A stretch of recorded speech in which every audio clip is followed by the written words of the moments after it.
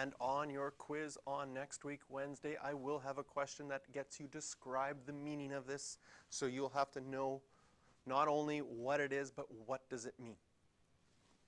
Was this then where you take the power, subtract -1, and put the power in front of it? You want to try that on GeoGebra? Then we have x cubed. That would give us. Yes, we're going to get that. We're going to get to that in the next unit. But right now, we have from part A, we were told and we figured out that f prime of x was equal to 2x. So just like we've learned with previous functions, if you had to find f prime of 3, well, function notation would tell you what should you do. Plug in a 3 for the x, 2 times 3, and you will get 6, which we already saw from GeoGebra when we pulled that up. Now, what does this mean? This is the description part. What it means, we saw on the graph that when we had our parabola x squared, at this point, 3, 9, we had a tangent that touches it, and the slope was 6. So how do we describe this in words? We would say,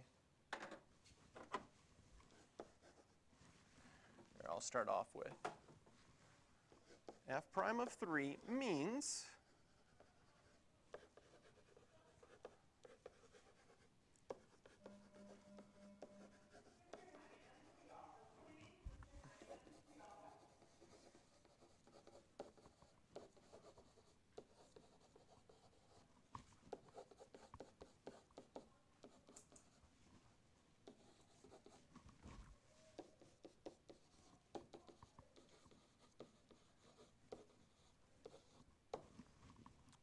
all that a derivative means is that the slope of the tangent to the curve that we had to start with, which was x squared, at x equals 3 is equal to 6.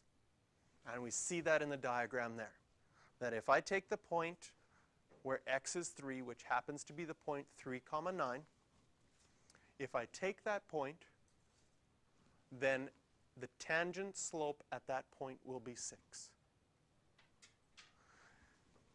And once we know that, we have a slope and the point, we could find the equation of the tangent line as well, if we wanted to.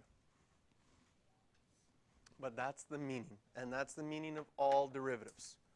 The general derivative gives us the equation for all of the slopes, and a specific derivative gives us the specific slope at that specific point.